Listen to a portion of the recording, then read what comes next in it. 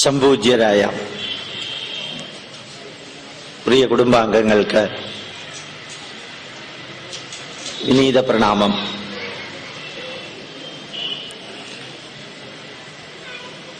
ക്ഷേത്രത്തില് പ്രഭാഷണം നടത്തുമ്പോൾ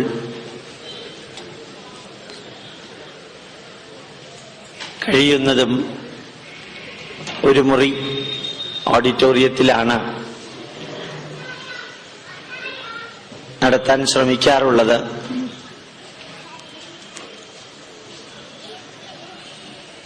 അങ്ങനെ ഒന്ന് പ്രതീക്ഷിച്ചിട്ടാണ് വന്നത്.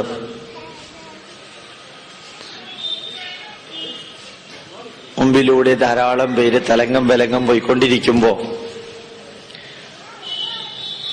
ഒരു പ്രഭാഷണം എത്രത്തോളം ശ്രദ്ധയോടുകൂടി നടത്താനും എത്രത്തോടുകൂടി ശ്രദ്ധയോടുകൂടി കേൾക്കാനും സാധിക്കുന്ന അറിഞ്ഞൂടാ. എങ്കിലും ശ്രമിക്കാം കുറച്ചു നേരം. ഭാരതീയ ആചാര വിചാര വിശ്വാസങ്ങള് അവയെല്ലാം ഇന്ന്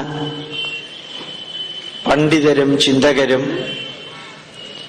ശാസ്ത്രമണ്ഡലത്തിൽ പ്രവർത്തിക്കുന്നവരും പഠിക്കാനും ഗവേഷണം നടത്താനുമെല്ലാം ശ്രമിച്ചുകൊണ്ടിരിക്കുന്ന ഒരു കാലഘട്ടമാണ്. നമ്മുടെ പൈതൃകം മാനവരാശിക്ക് എത്രത്തോളം പ്രയോജനപ്പെടുത്താൻ സാധിക്കുമെന്ന് ഇന്ന് ലോക ജനത സശ്രദ്ധം വിശകലനം ചെയ്തുകൊണ്ടിരിക്കുന്നു. യഥാർത്ഥത്തില് ഭൗതികമായ എല്ലാ സുഖ സൗകര്യങ്ങളും അനുനിമിഷം വളർന്നുകൊണ്ടിരിക്കുന്ന ഒരു കാലഘട്ടത്തില് ഭാരതീയർക്ക് ഒരു 10 വർഷം മുമ്പ് ചിന്തിക്കാൻ പോലും സാധിക്കുമാകാത്ത വിധത്തില് ഇന്ന് സുഖ സൗകര്യങ്ങളും സമ്പത്തും കുമിഞ്ഞുകൂടുന്നു. ഒരുപക്ഷെ പാവപ്പെട്ടവനായി തന്നെ തുടരുന്നു എങ്കിലും ഈ സുഖസമൃദ്ധിയുടെയും സന്തോഷത്തിന്റെയും എല്ലാം ഉള്ളിന്റെ ഉള്ളില് ദുഃഖത്തിന്റെയും വേദനയുടെയും അതുപോലെ തന്നെ സംഘർഷത്തിന്റെയും എല്ലാം പ്രശ്നങ്ങളുമുണ്ട്. പണ്ട് വലിയ ദുഃഖം താങ്ങാൻ മനസ്സിന് സാധിക്കുമായിരുന്നു. വലിയ പ്രശ്നങ്ങൾ പോലും പരിഹരിക്കാനും അവയെല്ലാം ഉൾക്കൊള്ളാനും മനുഷ്യന് സാധിക്കുമായിരുന്നു. ഇന്ന് ഏറ്റവും ചെറിയ പ്രശ്നമോ ഏറ്റവും ചെറിയ സംഘർഷമോ പോലും നമുക്ക് താങ്ങാൻ പറ്റാത്ത ഒരവസ്ഥയിലാണ് പലപ്പോഴും നമ്മൾ ജീവിക്കാറുള്ളത്. അതുകൊണ്ട് തന്നെ ആയിരിക്കാം മാനസികമായി അപഭ്രംശം സംഭവിച്ചവരുടെ എണ്ണം, മാനസിക രോഗികളുടെ എണ്ണം അനുനിമിഷം വർദ്ധിക്കുന്നു എന്നൊരു റിപ്പോർട്ട് കഴിഞ്ഞ വർഷം തിരുവനന്തപുരത്തെ മെന്റൽ ഹോസ്പിറ്റലില് അഡ്മിറ്റ് ചെയ്ത രോഗികളുടെ എണ്ണം 38,500 38,500 പേരാണ് മാനസിക രോഗ ആശുപത്രിയിൽ എൻറോൾ ചെയ്ത ഔട്ട് പേഷ്യന്റ്. അതുപോലെ കഴിഞ്ഞ വർഷം ആത്മഹത്യ ചെയ്ത കർഷക കുടുംബങ്ങള് 819. കേരളത്തിലെ വിദ്യാർത്ഥികള് 20-22 വയസ്സിന് താഴെയുള്ള വിദ്യാർത്ഥികള് മാനസികമായിട്ട് വലിയൊരു സംഘർഷത്തിലാണെന്ന് കേരള യൂണിവേഴ്സിറ്റിയിലെ സൈക്കോളജി ഡിപ്പാർട്ട്മെന്റിലെ പ്രൊഫസർ ഡോക്ടർ കൃഷ്ണപ്രസാദ് ശ്രീധറിന്റെ സ്റ്റഡിയിൽ പറയുന്നു. ഈ 2-3 ചെറിയ ഉദാഹരണങ്ങൾ പറയുന്നതോടൊപ്പം കേരളത്തിലെ ഏത് ആശുപത്രിയിലേക്ക് നിങ്ങൾ കയറി ചെന്നാലും നിങ്ങൾക്ക് കാണാൻ സാധിക്കും, അവിടെ വരുന്ന രോഗികളിലെ 80% രോഗികൾക്ക് രോഗമുണ്ടെന്ന തോന്നലാണ്, രോഗമില്ല, രോഗമുണ്ടെന്ന ഭയമാണ് അവരെ രോഗികളാക്കുന്നത്. അതേപോലെ അച്ഛനമ്മമാരെ നോക്കാൻ മക്കൾക്ക് സമയമില്ല, മക്കൾക്ക് ധർമ്മബോധം ഉണ്ടാക്കാൻ മാതാപിതാക്കൾക്ക് സമയമില്ല, ഭാര്യയുടെ സന്തോഷം നോക്കാൻ ഭർത്താവിനോ ഭർത്താവിന്റെ സന്തോഷം നോക്കാൻ ഭാര്യയ്ക്കോ സമയമില്ല. കുടുംബത്തിനകത്ത് കുടുംബത്തിന് പുറത്ത് മനസ്സിനകത്ത് സ്വസ്ഥത ഉണ്ടാക്കുന്ന പലതും നഷ്ടപ്പെടുമ്പോൾ അവിടെയെല്ലാം പരിഹാരം എവിടെയാ ലഭിക്കുക? ഈ മനുഷ്യ മനസ്സിന് നന്മയുണ്ടാവുക കുടുംബത്തിനകത്തും സമൂഹത്തിനകത്തും നന്മകൾ ഉണ്ടാക്കാനുള്ള കാര്യങ്ങൾ എവിടെയാ അന്വേഷിച്ചു പോവുക? ഈ ഒരു ചോദ്യം ചോദിക്കുന്നത് ലോക ജനതയാണ്. ലോകത്തിലെ നരവംശ ശാസ്ത്രജ്ഞന്മാര്, സാമൂഹ്യ ശാസ്ത്രജ്ഞന്മാര്, അതുപോലെ തന്നെ മനഃശാസ്ത്രജ്ഞന്മാര്, ഇവരെല്ലാം എന്തെല്ലാം വളർച്ച ലോക ജനതയ്ക്കുണ്ടായിട്ടും മാനസികമായിട്ട് സംതൃപ്തമാകാൻ പറ്റാത്ത ഒരവസ്ഥയിൽ നിന്ന് മനസ്സിനകത്ത് സംതൃപ്തി ഉണ്ടാക്കാൻ പറ്റുന്നൊരവസ്ഥയിലേക്ക് മനുഷ്യരെ കൊണ്ടു ചെന്ന് എത്തിക്കാനുള്ള അറിവ് എവിടെ ഉണ്ടാകുമെന്ന് അന്വേഷിച്ചാ പോകുന്നത്. വീണ്ടും ഞാൻ ആ വരി ഒന്നുകൂടി ആവർത്തിക്കാം. എത്രയെല്ലാം സുഖസൗകര്യങ്ങളും ഭൗതികമായ നേട്ടങ്ങളും ഉണ്ടാകുമ്പോഴും മനസ്സിനകത്ത് സന്തോഷം, സംതൃപ്തി, ചാരിതാർത്ഥ്യം, ബഹുമാനം, ആദരവ്, സ്നേഹം, കരുണ, ദയ ഇങ്ങനെയുള്ള മനസ്സിനകത്തുണ്ടാകേണ്ട വികാരങ്ങൾ ഉണ്ടായിട്ടില്ലെങ്കിൽ മനുഷ്യ ജീവിതം ധന്യമാവില്ല, സന്തോഷപ്രദമാവില്ല, സുഖസമൃദ്ധമാവില്ല. ശരീരത്തിന് ലഭിക്കുന്ന എല്ലാ സുഖങ്ങളും മനുഷ്യ മനസ്സിനെ സുഖിപ്പിക്കണമെന്നില്ല. ശരീരത്തിന് ലഭിക്കുന്ന സുഖങ്ങള് മനുഷ്യ മനസ്സിന് സുഖം തരണമെന്ന് നിർബന്ധമില്ല. ശരീരത്തിന് ലഭിക്കുന്ന സുഖം എന്നും താൽക്കാലികമാണ്. മനസ്സിന് ലഭിക്കുന്ന സുഖമാണ് കുറെയെങ്കിലും ശാശ്വതമായിട്ട് നിലനിൽക്കാറുള്ളത്. ആ സുഖം ലഭിക്കാൻ എവിടേക്കാ പോവാ? എവിടെയാ അന്വേഷിക്കുക? ആരോടാ ചോദിക്കുക? ഏത് പുസ്തക വായിക്കുക? ഏത് ഡോക്ടറെയാ കാണുക? ഏത് മെഡിക്കൽ ഷോപ്പിലേക്കാ പോവാ? ഈ ചോദ്യങ്ങൾക്കെല്ലാം ഉത്തരം ആരുടെ അടുത്തും പോവാനില്ല, ഒരു ഷോപ്പിലും കിട്ടില്ല മെഡിസിൻ എന്ന് മാത്രമേ പറയാനുള്ളൂ. അങ്ങനെ ഇരിക്കുമ്പോഴാ ഈ ഭാരതം എന്ന ദേശത്തില് അറിവുകളുടെ കൂമ്പാരം ഇവിടെ ഉണ്ട്. നന്മകളും ഉപയോഗപ്രദവും പ്രായോഗികവുമായ അറിവുകൾ കൊണ്ട് ജീവിച്ച ഒരു രാഷ്ട്രമാണ് ഭാരതം. ഒരു 10,000 വർഷത്തെ പാരമ്പര്യം ഇവിടെയുണ്ട്. ജീവിതത്തിൽ ദുഃഖമുണ്ട് എന്ന് നമ്മൾ ആരോടെങ്കിലും ഉപദേശിക്കുമ്പോൾ ജീവിതത്തിൽ ദുഃഖമുണ്ടെന്ന് സാറ് പറയേണ്ട ആവശ്യമുണ്ടോ? അതുള്ളത് കൊണ്ടല്ലേ സാറിന്റെ അടുത്ത് വന്നത് എന്നായിരിക്കാം രോഗി ചിലപ്പോൾ ഡോക്ടറോട് പറയാ. അപ്പൊ ജീവിതത്തിൽ ദുഃഖമുണ്ട് എന്ന് ഡോക്ടർ ഉപദേശിക്കുമ്പോൾ അത് അതേപോലെ സ്വീകരിക്കുന്ന പേഷ്യന്റ് അല്ല എന്നുള്ളത് തിരിച്ചൊന്ന് പറഞ്ഞു നോക്കുക.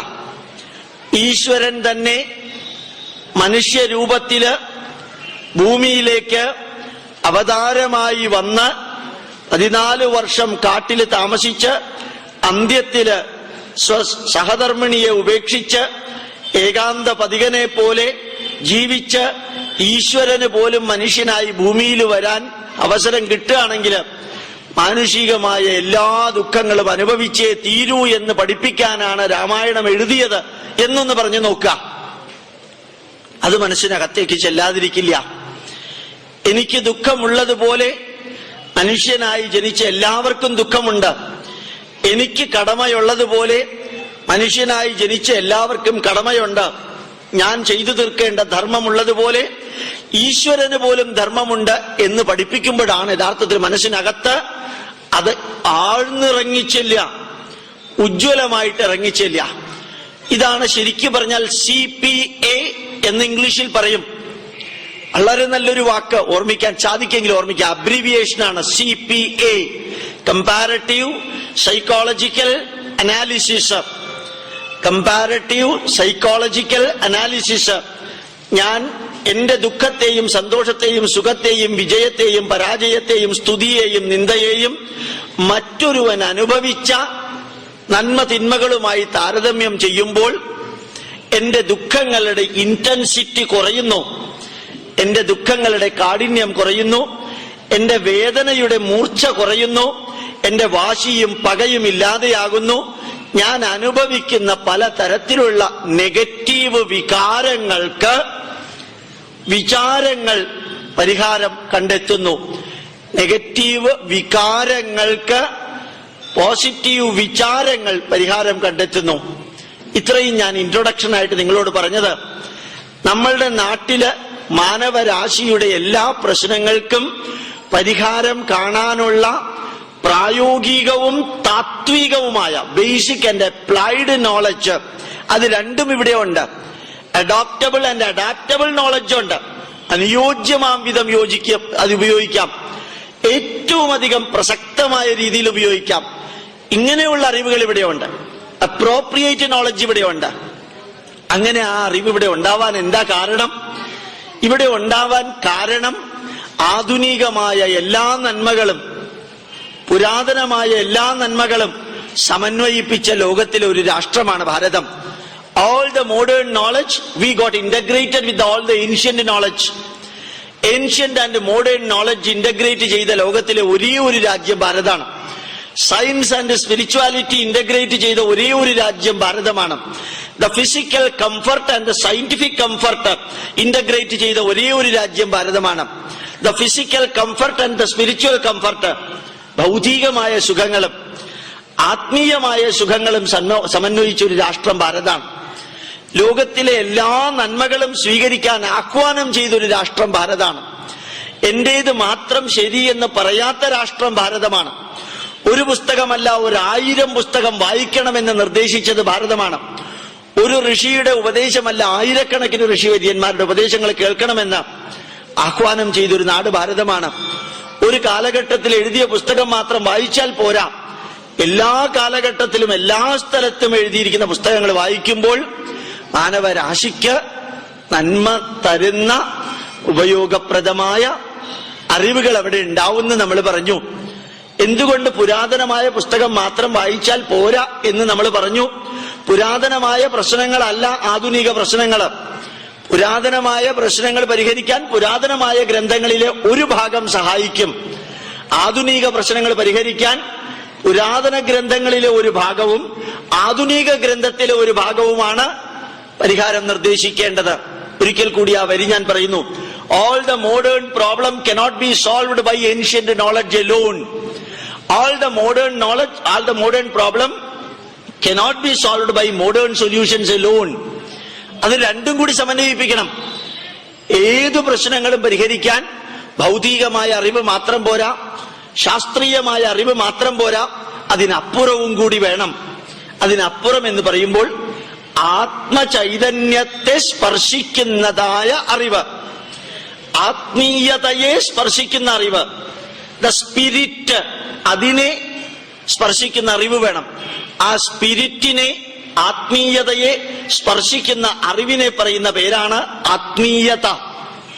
കുറെ കൂടി അന്തർലീനമായിട്ട് പറഞ്ഞാൽ ആത്മീയതയുടെ അഗാധമായ സത്താണ് ആധ്യാത്മികത. ആ ആധ്യാത്മികത മനുഷ്യ മനസ്സിന് അസാധാരണമാം വിധം സ്വാധീനം ചെലുത്തുന്നു. ഇംഗ്ലീഷില് ഇന്ന് സൈക്കോളജിക്കാർ പറയുന്നൊരു വരിയുണ്ട്. The spirituality has become the fourth pillar of psychology. The spirituality has become fourth pillar of psychology.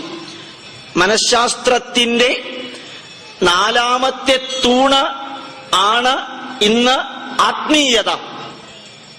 ആ ആത്മീയത ഒരിക്കലും നെഗറ്റീവ് ആകരുത്. ആത്മീയത പോസിറ്റീവ് ആകണം. ആത്മീയത കൺസ്ട്രക്റ്റീവ് ആകണം. ആത്മീയത അഡോപ്റ്റബിൾ ആകണം. ആത്മീയത യൂസ്ഫുൾ ആകണം. ആത്മീയത സൂപ്പർസ്റ്റീഷ്യസ് ആകരുത്. ആത്മീയത റാഷണൽ ആകണം. ആത്മീയത സയന്റിഫിക് ആവണം. ആത്മീയത ലോജിക്കൽ ആവണം. ഇങ്ങനെയുള്ള വാക്കുകൾ ഇംഗ്ലീഷിൽ നിന്ന് എടുക്കുക ചിലപ്പോൾ നല്ലതെന്ന് തോന്നാറുണ്ട്. കാരണം spirituality should become logical, rational, scientific, adoptable, adaptable, useful. എങ്കിലേ അതിന് പ്രയോജനമുള്ളൂ.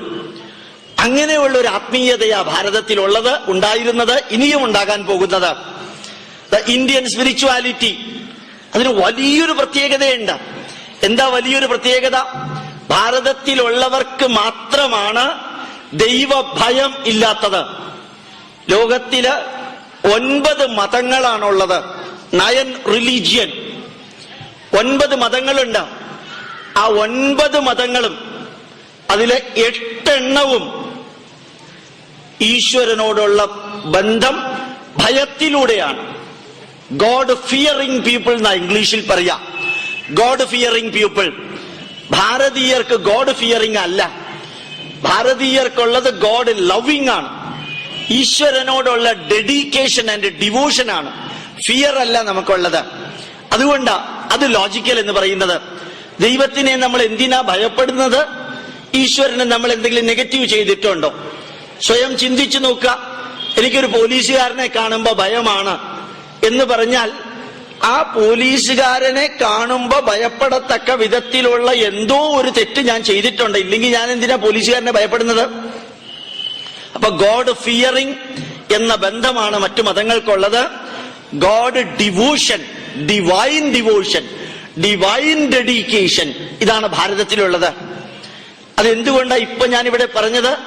നമ്മുടെ സ്പിരിച്വാലിറ്റി കൺസ്ട്രക്റ്റീവ് ആകണം, ലോജിക്കൽ ആവണം, റാഷണൽ ആകണം, സയന്റിഫിക് ആകണം, അഡോപ്റ്റബിൾ ആകണം, അഡാപ്റ്റബിൾ ആകണം എന്ന് ഞാൻ പറഞ്ഞതിന്റെ ഒരു തുടർച്ചയായിട്ടുള്ള എക്സ്പ്ലനേഷനാണ് ഞാൻ പറഞ്ഞത്. ഭാരതീയമായ സ്പിരിച്വാലിറ്റി കൺസ്ട്രക്റ്റീവാണ്. ഈശ്വരനുമായിട്ടുള്ള ബന്ധം വളരെ ലോജിക്കലാണ്. നമുക്ക് മനുഷ്യബന്ധം പോലെയാണ് ഭാരതീയർക്ക് ഈശ്വരനുമായിട്ടുള്ള ബന്ധം. ഈശ്വരനോടുള്ള ഭക്തി യഥാർത്ഥത്തിൽ ഹിന്ദുക്കൾക്ക് അറിയോ എന്നുള്ളത് സംശയമാണ്. യഥാർത്ഥത്തിൽ ഭാരതത്തിലുള്ള ഭക്തി ഒരു തരത്തിലല്ല ഉള്ളത്. ശരിക്കും നമുക്ക് മനസ്സിലാക്കാൻ സാധിക്കും. ത്യാഗരാജന് ശ്രീരാമനോടുണ്ടായിരുന്ന ഭക്തി, ആ ഭക്തിയല്ല മുല്ലക്കൽ അമ്പലത്തില് ഈ ഈശ്വരന്റെ മുമ്പിൽ തൊഴുന്ന നിങ്ങൾക്കുള്ള ഭക്തി. നിങ്ങളുടെ ഭക്തി വേറെയാ. ത്യാഗരാജന് ശ്രീരാമനോടുണ്ടായിരുന്ന ഭക്തിയുടെ പേര് വാത്സല്യഭാവ ഭക്തി എന്നാണ്. ശ്രീരാമനെ ഒരു കൊച്ചു കുഞ്ഞായി കണ്ടുകൊണ്ട്, ആ ശ്രീരാമനിൽ നന്മകള് കണ്ടുകൊണ്ട്, ശ്രീരാമനെ ഒരു കുട്ടിയായി കണ്ട് താലോലിച്ച് കഥ പറയുന്ന രീതിയിലുള്ള ഒരു ഭക്തി വാത്സല്യഭാവ ഭക്തിയാണ്. ഭക്തകവി മീരയ്ക്ക് ശ്രീകൃഷ്ണനോടുണ്ടായിരുന്ന ഭക്തി മാധുര്യഭാവ ഭക്തിയാണ്. അതുപോലെ തന്നെ ഹനുമാന് ശ്രീരാമനോടുണ്ടായിരുന്ന ഭക്തി ദാസ്യഭാവ ഭക്തിയാണ്.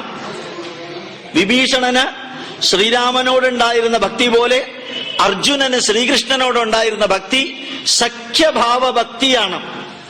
അതേപോലെ ഭീഷ്മർക്ക് ശ്രീകൃഷ്ണനോട്, വിതുരനും ദ്രോണാചാര്യർക്കും ശ്രീകൃഷ്ണനോടുണ്ടായിരുന്ന ഭക്തി, വസിഷ്ഠന് ശ്രീരാമനോടുണ്ടായിരുന്ന ഭക്തി ശാന്തഭാവ ഭക്തിയാണ്.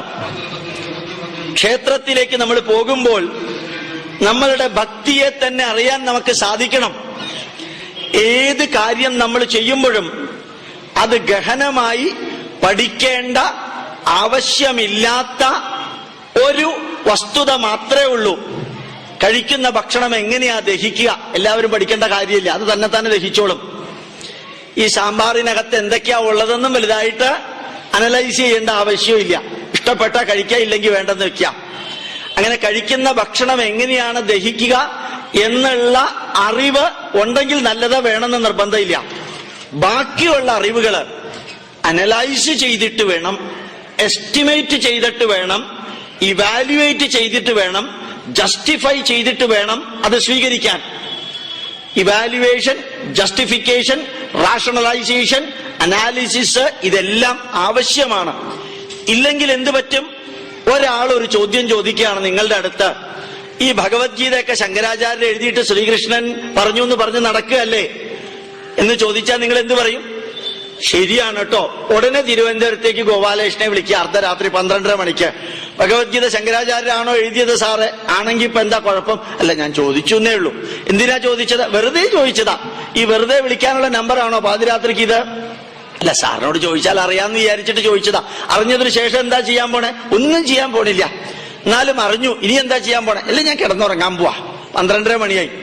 അപ്പൊ എന്ത് പറ്റിയെന്ന് വെച്ചാൽ എന്തിനു വിളിച്ചു എന്നറിഞ്ഞൂടാ, എന്തിനറിയണമെന്നറിഞ്ഞൂടാ, എന്തിനന്വേഷിക്കണമെന്നറിഞ്ഞൂടാ. ഇത് സംഭവിക്കുന്നത് എന്തുകൊണ്ടാണ്?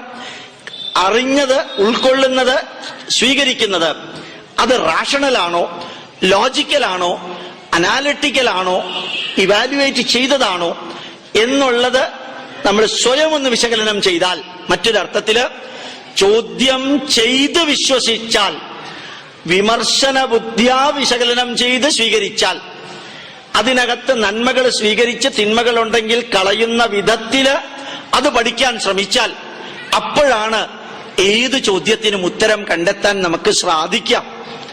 വീണ്ടും ഒരു വരി കൂടി നാരായണ ഗുരുദേവൻ പറഞ്ഞത് ഞാനിവിടെ സൂചിപ്പിക്കാൻ ആഗ്രഹിക്കുന്നു. നമ്മൾ പഠിക്കുന്നതും വിശകലനം ചെയ്യുന്നതും വാദിക്കാനും ജയിക്കാനും ആകരുത്, അറിയാനും അറിയിക്കാനും ആകണം.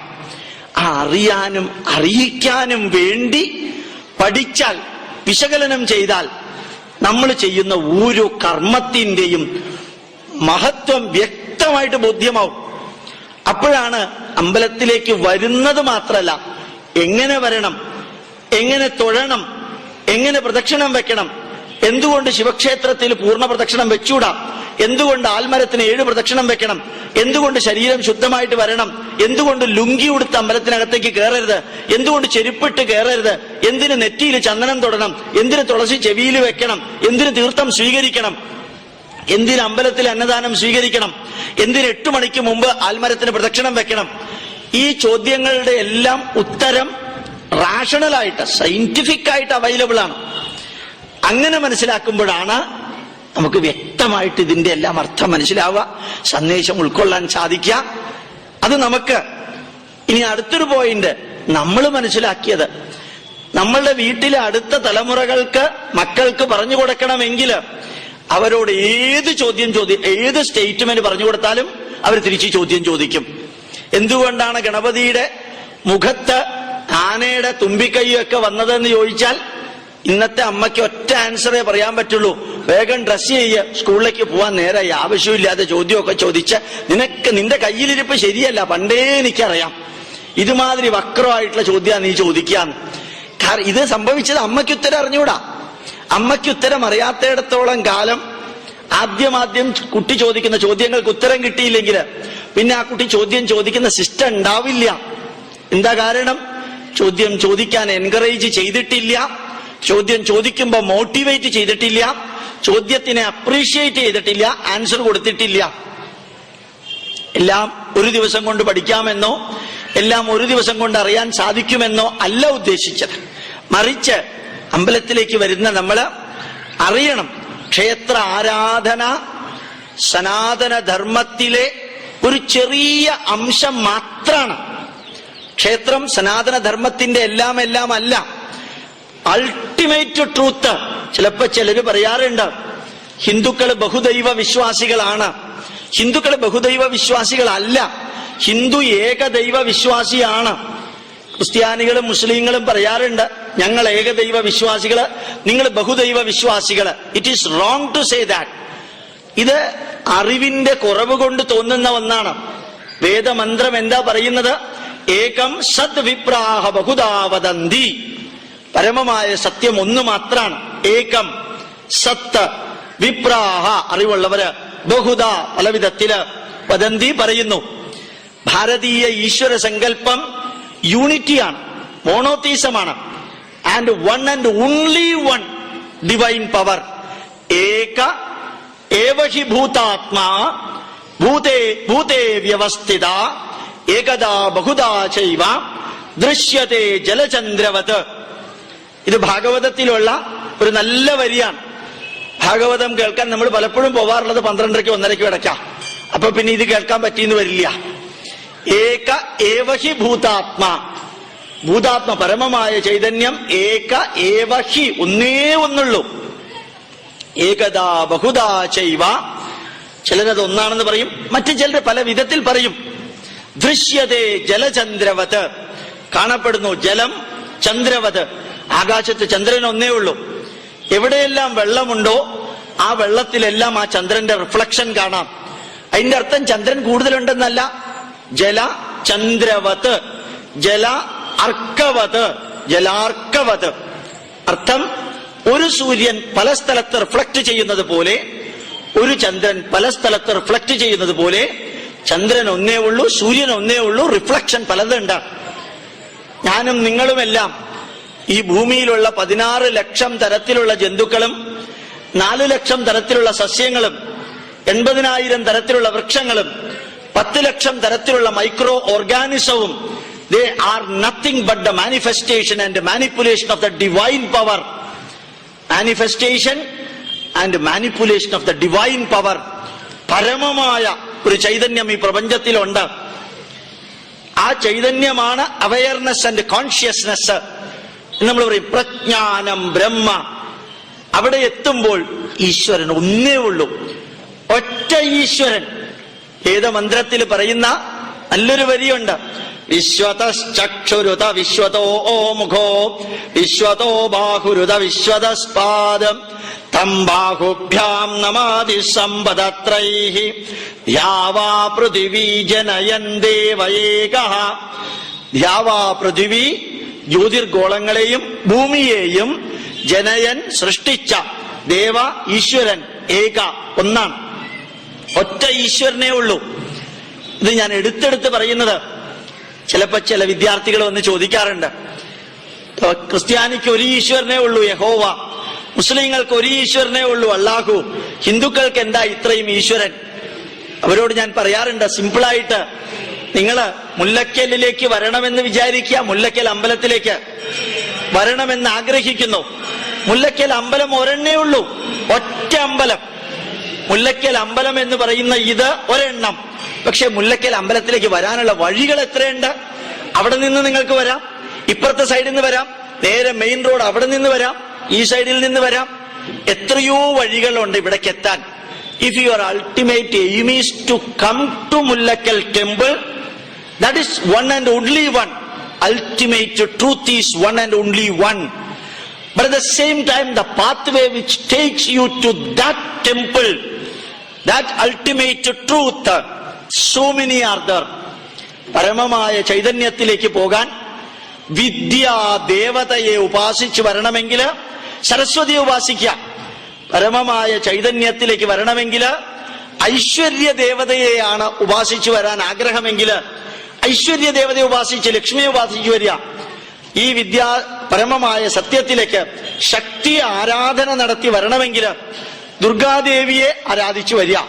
സൃഷ്ടിസ്ഥിതി സംഹാരം എന്ന പ്രപഞ്ചത്തിലെ ഫിനോമിനൻ, അതിലൂടെയും നിങ്ങൾക്ക് ഇങ്ങോട്ട് വരാം. അപ്പൊ പരമമായ സത്യത്തിലേക്ക് എത്താൻ സ്കൂട്ടറിൽ വേണമെങ്കിൽ സ്കൂട്ടറിൽ പോകാം, സൈക്കിളിൽ വേണമെങ്കിൽ സൈക്കിളിൽ പോകാം, കാറിൽ വേണമെങ്കിൽ കാറിൽ പോകാം, ബസ്സിലോ എയറിലോ ഫ്ലൈറ്റിലോ ട്രെയിനിലോ ലോറിയിലോ ഒന്നും പറ്റാത്തവന് കാളവണ്ടിയിലെങ്കിലും പോകാം.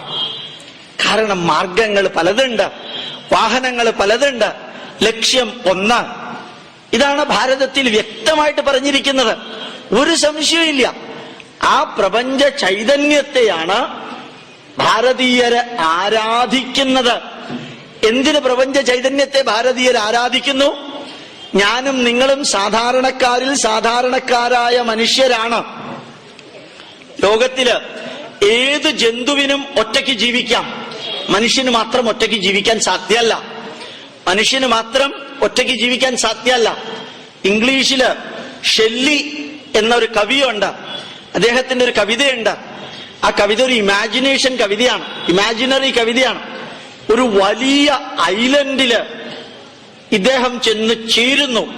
അദ്ദേഹം യാത്ര തിരിച്ച കപ്പലില് എങ്ങനെയോ വീഴുകയോ എന്തോ ചെയ്തിട്ട് ഒറ്റയ്ക്ക് ഒരു ഐലൻഡിൽ ചെന്നു. അദ്ദേഹത്തിന് വളരെ സന്തോഷം. ഈ ഐലൻഡില് ഞാൻ ഒരാളേ ഉള്ളൂ, അപ്പൊ ഐലൻഡിന്റെ രാജാവ് ഞാനാണ്. ഈ ഐലൻഡിലെ സകല വൃക്ഷങ്ങളുടെയും രാജാവ് ഞാനാണ്. ഈ ഐലൻഡിലെ സകല മൃഗങ്ങളുടെയും രാജാവ് ഞാനാണ്. I am the king of this great island. I am no way less than anybody else. ഇതിന് ഭയങ്കര സന്തോഷം. ദിവസം 1, 2, 3, 4, 5 കഴിഞ്ഞു. ഒരാള് മുമ്പിലില്ല, മനുഷ്യരാരും മുമ്പിലില്ല. ഞാൻ രാജാവാണ് എന്ന് പറഞ്ഞ് അഭിനന്ദിക്കാൻ ആരുമില്ല, എന്റെ അധികാരത്തെ അനുമോദിക്കാൻ ആരുമില്ല, എന്റെ നിർദ്ദേശം കേൾക്കാൻ ആരുമില്ല, എനിക്ക് സന്തോഷം തരാൻ ആരുമില്ല, എന്റെ കൂട്ടത്തിൽ ഇരിക്കാൻ ആരുമില്ല, എന്റെ വീട്ടിനകത്ത് ആരുമില്ല, ഞാൻ ഏകനാണ്. അത് കഴിഞ്ഞിട്ട് അദ്ദേഹം മെന്റലി അബ്നോർമൽ ആവുന്നത്. അതൊരു നായയ്ക്ക് സംഭവിക്കില്ല, ഒരു പശുവിന് സംഭവിക്കില്ല, ഒരു ആനയ്ക്ക് സംഭവിക്കില്ല. മനുഷ്യന് മാത്രമാണ് സോഷ്യൽ ആനിമൽ എന്ന് പറയുന്നത്. അവൻ ഒറ്റയ്ക്ക് ജീവിക്കാനേ സാധ്യമല്ല. ബർട്രാൻഡ് റസ്സൽ എന്ന പ്രഗത്ഭനായ തത്വചിന്തകൻ ഒരിക്കൽ പറഞ്ഞു, I am going to do an experiment, പരീക്ഷണം. മറ്റു മനുഷ്യരുടെ സമ്പർക്കമില്ലാതെ ഞാൻ ഒറ്റയ്ക്ക് ജീവിക്കാൻ പോവാണ്. കുറേ ദിവസം ഒരു വീട്ടിനകത്ത് ജീവിച്ചു. അപ്പോഴാണ് ഒരു പത്രപ്രവർത്തകൻ ഫോൺ വിളിച്ച് അദ്ദേഹത്തിനോട് ചോദിച്ചത്, അങ്ങേ ഒന്ന് കാണണമെന്നുണ്ട്. ഇല്ല, ഞാൻ ആരും സമ്പർക്കമില്ലാതെ ജീവിക്കുകയാണ്, ഒരാളുടെയും ബന്ധമില്ലാതെ ഒറ്റയ്ക്ക് ജീവിക്കാൻ പറ്റുമെന്ന് ഞാൻ ഒന്ന് ശ്രമിക്കുകയാണ് അറിയാൻ. ഉടനെ അദ്ദേഹം പറഞ്ഞു, എനിക്കൊരു 5 മിനിറ്റ് തന്നാ മതി. എന്തിനാ 5 മിനിറ്റ്? അങ്ങയെ പോലെ പമ്പര വിഡ്ഢി ലോകത്തിൽ ഇല്ലെന്ന് ബോധ്യപ്പെടുത്താൻ മാത്രം. ബർട്രാൻഡ് റസ്സൽ ഷോക്കഡായി പോയി. ഇത്ര പ്രഗത്ഭനായ തത്വചിന്തകൻ, അദ്ദേഹത്തിന്റെ അടുത്ത് അങ്ങയെ പോലെ പമ്പര വിഡ്ഢി മറ്റൊരുവൻ ഇല്ലെന്ന് ബോധ്യപ്പെടുത്താൻ ഒരു 5 മിനിറ്റ് എനിക്ക് അങ്ങയെ കാണണമെന്ന് പറഞ്ഞ് വരാൻ പെർമിഷൻ ചോദിച്ച വ്യക്തിയുടെ അടുത്ത് പരീക്ഷണാർത്ഥം ഇദ്ദേഹം പറഞ്ഞു, എന്നാ വരിക, നമുക്ക് തനിക്ക് എന്താ ചോദിക്കാനുള്ള വെച്ചാൽ ചോദിക്കാം. നേരെ കേറി വന്ന ആ വ്യക്തി ആദ്യം ബർട്രാൻഡ് റസ്സലിനോട് ചോദിച്ചത്, ഹേ, അങ്ങ് തുണി ഉടുത്തിരിക്കുന്നു, what a wonder it is. അപ്പൊ പിന്നെ തുണി ഉടുക്കാതെ എങ്ങനെയാണോ ഇരിക്കുക? അല്ല, അങ്ങ് മറ്റൊരുവനുമായിട്ട് ഒരു ബന്ധവും ഇല്ല എന്ന് തെളിയിക്കാൻ വേണ്ടി ജീവിക്കുന്ന മനുഷ്യൻ, ഈ തുണി ഉണ്ടാക്കിയവൻ ഇല്ലായിരുന്നു എങ്കിൽ അങ്ങക്ക് തുണി ഉടുക്കാൻ പറ്റുമായിരുന്നോ? അങ്ങക്ക് തുണി ഉണ്ടാക്കിയവനോട് ബന്ധമില്ലെങ്കിൽ അങ്ങ് ജനിച്ചവിടെ നിൽക്കണം. ആദ്യത്തെ ഷോക്ക് ബർട്രാൻഡ് റസ്സലിന് കിട്ടിയത് അതാ. എന്നിട്ട് ഒരു ഗ്ലാസ് വെള്ളം വേണമെന്ന് പറഞ്ഞു. ടാപ്പ് തുറന്ന് ബർട്രാൻഡ് റസ്സല് ഒരു ഗ്ലാസ് വെള്ളം കൊണ്ടുപോയി കൊടുത്തപ്പോ പറഞ്ഞു, ഈ വെള്ളം എവിടെ നിന്നാണ്? ടാപ്പിൽ നിന്ന്. ഈ ടാപ്പിൽ വെള്ളം എങ്ങനെയാ വന്നത്? പബ്ലിക് വർക്ക്സ് ഡിപ്പാർട്ട്മെന്റ് വെള്ളം അടിച്ചു കയറ്റിയത് കൊണ്ട്. അപ്പൊ അവിടെ അവരെ അടിച്ചു കയറ്റിയില്ലായിരുന്നെങ്കിൽ അങ്ങക്ക് വെള്ളം കിട്ടുമായിരുന്നോ? അപ്പൊ അങ്ങ് അവരെ ആശ്രയിക്കുന്നു, തുണി ഉണ്ടാക്കിയവനെ ആശ്രയിക്കുന്നു. അങ്ങ് ഈ വീടിനകത്തല്ലേ താമസിക്കുന്നത്? ഈ വീട് കെട്ടിയവനെ ആശ്രയിച്ചത് കൊണ്ടല്ലേ ഇതിനകത്ത് അങ്ങക്ക് താമസിക്കേണ്ടി വന്നത്? അങ്ങ് കട്ടിലിൽ കിടക്കുന്നു, കട്ടിലുണ്ടാക്കിയ കാർപ്പന്ററെ ആശ്രയിച്ചു വേണ്ടി വന്നില്ലേ അങ്ങക്ക് അതിൽ കിടക്കാൻ? ഇപ്പൊ നമ്മള് സോഷ്യൽ ആനിമൽ. ഒരു സാധാരണ ഒരു നായയെ നോക്കുക, ആ നായക്ക് കട്ടില് വേണ്ട, നായക്ക് തുണി വേണ്ട, നായക്ക് സാമ്പാർ വേണ്ട, ചട്നി വേണ്ട, ഓലം വേണ്ട, എലിശ്ശേരി വേണ്ട, പുളിശ്ശേരി വേണ്ട, തലശ്ശേരി വേണ്ട, കൊലശ്ശേരി വേണ്ട. ഇതൊന്നും നായക്ക് വേണ്ട. മനുഷ്യന് ഇതൊക്കെ വേണം. മനുഷ്യനൊറ്റയ്ക്ക് ജീവിക്കാൻ സാധ്യമല്ല. We are social animal. നമുക്ക് സന്തോഷം കൂടുമ്പോൾ നമ്മൾ തുള്ളിച്ചാടും, സന്തോഷം കുറയുമ്പോൾ നമ്മൾ കരയും. മനസ്സിനകത്ത് ഭയമുണ്ട്, മനസ്സിനകത്ത് ദുഃഖമുണ്ട്, വേദനയുണ്ട്, വാശിയുണ്ട്, പകയുണ്ട്, വിദ്വേഷമുണ്ട്, സന്തോഷമുണ്ട്, കരുണയുണ്ട്. ഇതെല്ലാം മനസ്സിനകത്തുണ്ട്. ഇതിൽ നെഗറ്റീവ് വികാരങ്ങൾ വരുമ്പോൾ മനസ്സിന് താങ്ങ് വേണം, സപ്പോർട്ട് വേണം. അതിനുവേണ്ടിയാ നമ്മൾ ഈശ്വരനെ സൃഷ്ടിച്ചത്. നമ്മൾ ഈശ്വരനെ സൃഷ്ടിച്ചത് അതിനു വേണ്ടിയാ. നമ്മളെ സൃഷ്ടിച്ചത് ഈശ്വരനെ. ആ ഈശ്വര വിശ്വാസമാണ് ലോജിക്കലായിട്ടുള്ള ഏകദൈവ ഉജ്ജ്വലമായ പ്രപഞ്ച ചൈതന്യത്തിലെ വിശ്വാസം. ആ ഈശ്വരനെ കാണാനാണ് നമ്മൾ ക്ഷേത്രത്തിലേക്ക് വരിക എന്ന് വിചാരിക്കുക. ഞാൻ കുറച്ചു മുമ്പ് നിങ്ങളോട് പറഞ്ഞു, ക്ഷേത്രം എന്ന് പറയുന്നത് യഥാർത്ഥത്തിൽ ഹിന്ദുക്കൾക്ക് കമ്പൽസറി ആയിട്ടുള്ള ഒന്നല്ല. ഞാൻ പറയുമ്പോൾ മറ്റൊരു രീതിയിൽ എടുത്തേക്കരുത്. ഗോപാലകൃഷ്ണൻ പറഞ്ഞിട്ടുണ്ട്, അമ്പലം വേണ്ട കാര്യമൊന്നുമില്ല, അത് നാളെ മുതൽ ഞാൻ പോകുന്നില്ലെന്ന് ധരിച്ചേക്കല്ലേ. ഇന്നലെ കലവൂർ ഒരു അമ്പലത്തിൽ പ്രഭാഷണം നടത്തുമ്പോൾ ഞാൻ പറഞ്ഞു, രാവിലെ കുറഞ്ഞത് ഒരു 6-7 ഗ്ലാസ് വെള്ളം ഇടയ്ക്കിടയ്ക്ക് ഇന്റർവെൽ വെച്ച് കഴിക്കണം, നല്ല രക്തം ശുദ്ധീകരിക്കുള്ളൂ എന്ന്. ഇപ്പൊ ഗോപാലകൃഷ്ണൻ 6-7 ഗ്ലാസ് വെള്ളം കുടിക്കണം എന്ന് പറഞ്ഞതിന്റെ വാക്ക് ഒന്ന് തിരുത്തിയാൽ, ഗോപാലകൃഷ്ണൻ 6-7 ഗ്ലാസ് വെള്ളം അടിക്കണം എന്ന് പറഞ്ഞിട്ടുണ്ട്, രക്തം ശുദ്ധീകരിക്കാൻ അത്യാവശ്യമാണ്. ഇപ്പൊ വെള്ളം കുടിക്കണം എന്നുള്ളതിനെ വെള്ളം അടിക്കണം എന്നാക്കി മാറ്റിയാൽ വെള്ളത്തിന്റെ അർത്ഥം പോലും മാറിപ്പോകും. അത് കാരണം ഒരു കാരണവശാലും അമ്പലത്തിലേക്ക് ഞാൻ മറ്റൊരർത്ഥത്തിൽ പറഞ്ഞതല്ല. ക്ഷേത്ര ആരാധന, ക്രിസ്ത്യാനിക്ക് പള്ളിയില്ലെങ്കിൽ ജീവിതമില്ല, മുസ്ലിമിന് പള്ളിയില്ലെങ്കിൽ ജീവിതമില്ല, ഹിന്ദുക്കൾക്ക് അമ്പലം ഇല്ലെങ്കിലും ജീവിതമുണ്ട്. എന്താ കാരണം? നമുക്ക് അമ്പലത്തിൽ വന്ന് വിവാഹം കഴിക്കണം നിർബന്ധമില്ല, അമ്പലത്തിലല്ല നമ്മൾ ശവം അടക്കുക. നമ്മുടെ വിവാഹത്തിന് അമ്പലത്തിലെ ശാന്തിക്കാരൻ വേണം നിർബന്ധമില്ല, നമ്മുടെ ശവം അടക്കാൻ, നമ്മുടെ ഡെഡ് ബോഡി അടക്കാൻ അമ്പലത്തിലെ പൂജാരി വരണം നിർബന്ധമില്ല. ഇത് 4 വേണം അവർക്ക്. അതുകൊണ്ടാണ് അവർക്ക് പള്ളിയും മോസ്കും ഇല്ലാതെ ജീവിതമില്ല. നമുക്കിത് പാർട്ട് മാത്രം. ആ അമ്പലത്തിലേക്ക് നമ്മൾ വരുന്നത് യഥാർത്ഥത്തില് 2 തരത്തിലുള്ള ആരാധനയില് ഒരു തരത്തിലുള്ള ആരാധനയുടെ ഭാഗമാണ്. ഇപ്പൊ നമ്മളുടെ ആരാധനാ സമ്പ്രദായം നമ്മൾ അറിയണം. We have got 2 type of worship. 2 തരത്തിലുള്ള ആരാധന നമുക്കുണ്ട്. ഒന്ന് വൈദിക ആരാധന, രണ്ടാമത്തേത് പൗരാണിക ആരാധന. എന്താ വൈദിക ആരാധന? 1000 ആണ്ട് മുമ്പ് ആരംഭിച്ചതാണത്. 10,000 വർഷം പഴക്കമുള്ള ഒരു ആരാധന. ഇത് ഇന്ത്യയിൽ മാത്രമല്ല, ഇന്ത്യക്കാര് കെനിയയിലുണ്ടായിരുന്നപ്പോ കെനിയയിലുണ്ട്, ഗോട്ടിമല സൗത്ത് അമേരിക്കയിലുണ്ട്. മെക്സിക്കോയിൽ ഞാൻ കണ്ടു അടുത്ത കാലത്ത് പോയപ്പോ. മെക്സിക്കോയിലുണ്ട് യാഗശാലകള്, ഇതേപോലെയുള്ള യാഗം നടത്തിയിരിക്കുന്നതിന്റെ തെളിവുകള്. ആ യാഗകുണ്ടങ്ങൾ ഇന്നും അവിടെ ഉണ്ട്. ആയിരക്കണക്കിന് വർഷങ്ങൾക്ക് മുമ്പ് നടത്തിയ ഒരു ആരാധന ഇന്നും തുടരുന്നുണ്ടത്. അതിന് പറയുന്ന പേര് വൈദിക ആരാധന. ദ്രവ്യങ്ങള് മന്ത്രോച്ചാരണത്തോടുകൂടി അഗ്നിയിലേക്ക് ഹോമിച്ച് നടത്തുന്ന ആരാധനയ്ക്ക് പറയുന്ന പേരാണ് വൈദിക ആരാധന. ഒരിക്കൽ കൂടി ആ വരി പറയാം, ഓർമ്മിക്കണം നിർബന്ധമായിട്ടും. ദ്രവ്യങ്ങള് പഴമോ ചമതയോ പൂവോ അരിയോ ചോറോ നെയ്യോ തൈരോ പാലോ എന്തും അഗ്നിയിലേക്ക് സ്വാഹ എന്ന മന്ത്രത്തോടുകൂടി ഹോമിച്ച് നടത്തുന്ന ആരാധനയ്ക്ക് പറയുന്ന പേരാണ് വൈദിക ആരാധന. വൈദിക ആരാധനയില് ദേവത, വൈദിക ദേവത, അതിന്റെ ഹവിഷ്യ എത്തിക്കുന്നത് അഗ്നി. അഗ്നിയിലൂടെ മാത്രമേ വൈദിക ആരാധന നടത്താൻ സാധിക്കുള്ളൂ. പണ്ട് വലിയ വലിയ യാഗങ്ങള്, പുത്രകാമേഷ്ടി യാഗം, വാജപേയ യാഗം, അശ്വമേധ യാഗം, ഇതെല്ലാം അഗ്നിയിലൂടെ നടത്തിയിരുന്നു. ആയിരക്കണക്കിന് ആൾക്കാർ വേണം, ലക്ഷക്കണക്കിന് രൂപ വേണം, നല്ല വേദപണ്ഡിതർ വേണം, ദിവസങ്ങളോളം തയ്യാറെടുപ്പ് വേണം. ഇതെല്ലാം ബുദ്ധിമുട്ടാണ്. അതുകൊണ്ട് വൈദിക ആരാധനയിൽ നിന്ന് ഭാരതീയര് സാവധാനത്തിൽ പൗരാണിക ആരാധനയ്ക്ക് മാറി. വൈദിക ആരാധനയിൽ നിന്ന് ഭാരതീയർ സാവധാനത്തിൽ പൗരാണിക ആരാധനയ്ക്ക് മാറി. കൂടാതെ ചെറിയ ചെറിയ വൈദിക ആരാധനകളും നിലനിർത്തി. ചെറിയ ചെറിയ വൈദിക ആരാധനകൾ എങ്ങനെയാ നിലനിർത്തിയത്?